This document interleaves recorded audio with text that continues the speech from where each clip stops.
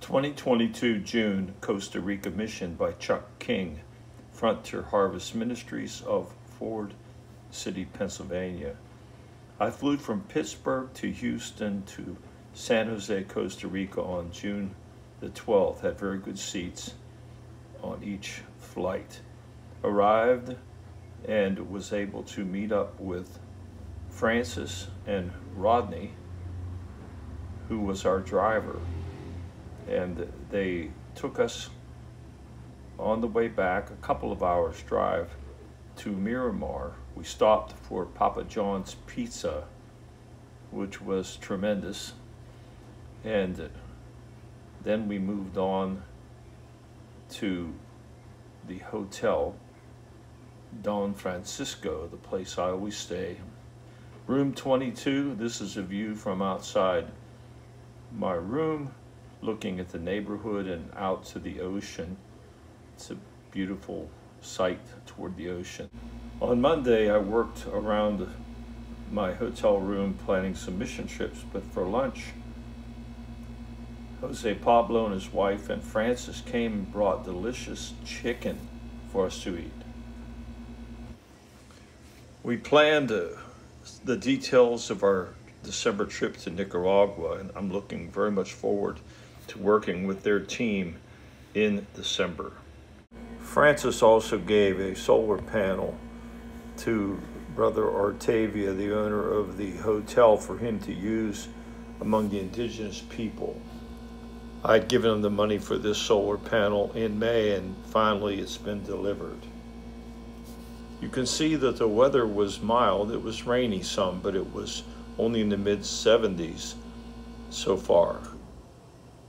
We also went to the bank for me to exchange some money, and Francis went in while I stayed and chatted with his wife and his daughter, and we all sat in the car till the money exchange was completed. Then on Monday night, we had our evening service in the church in Miramar, and I shared my testimony about my call to Cuba and my persecution, spending a day in jail there. And afterwards I preached on Deuteronomy 28, the blessings and the curses.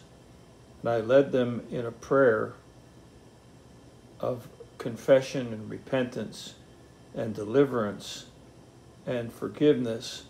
And Emerson repeated that prayer with them, and there was a great and tremendous move of the Spirit among the people for freedom and deliverance. And afterwards, we went and bought some burgers and fries and Pepsi and went to my hotel to eat. On Tuesday, we went to El Palmar, which is a village that has sugarcane fields and farms where the people work. We visited a house church there. We've been there before, and the people are so open. We taught on curses and blessings and led them in a prayer of repentance and faith and renouncing any involvement with witchcraft or the occult. And they were so blessed. We had 3 men come for prayer, and 2 of them fell in the Spirit. Another one felt powerfully touched by the Lord. They testified they'd never experienced that. And also, there was a lady there who in private talked to Francis about going to a witch doctor for healing, and he prayed with her and she renounced that sin and that connection. And another brother there, the leader of the church, shared that he was related to someone who was so involved in witchcraft they could turn themselves into an animal. So he renounced that connection. And they all prayed sincere prayers to be free from curses as a result of disobedience, and we're trusting the blessings will begin to flow. On Tuesday night, we had a service at the Miramar Church again for the second night, and the praise and worship was very, very good, led by Francis. And I shared my testimony on the deportation from China for preaching the gospel in 2016. And then I preached some more on the message of blessings and curses. And the people really responded when we had them pray with us.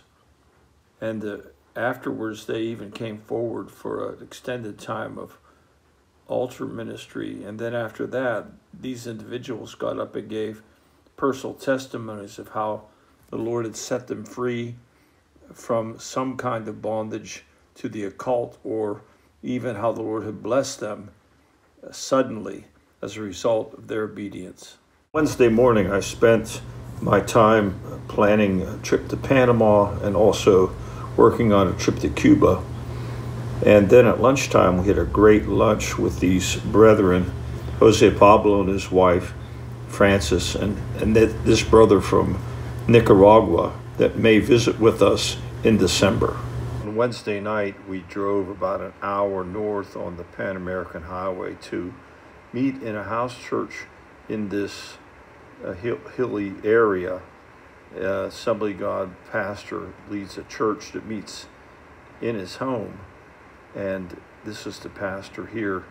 They counseled a couple for about an hour before the meeting began, but then we started the meeting, had a good turnout. I estimate about 40 people were there, and I preached with Emerson on curses and blessings, and the people responded very well, prayed along with us to break the curse of disobedience in their lives. And this lady even came forward to be saved. The rest seemed to be Christians. And Emerson then prayed for a number of people after the lights went out.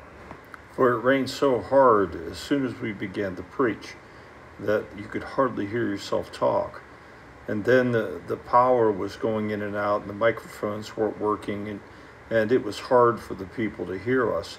But they came back on. But just as we were finishing, the lights went out completely, and we had to finish our ministry of prayer with cell phone lights only. But it was a great meeting.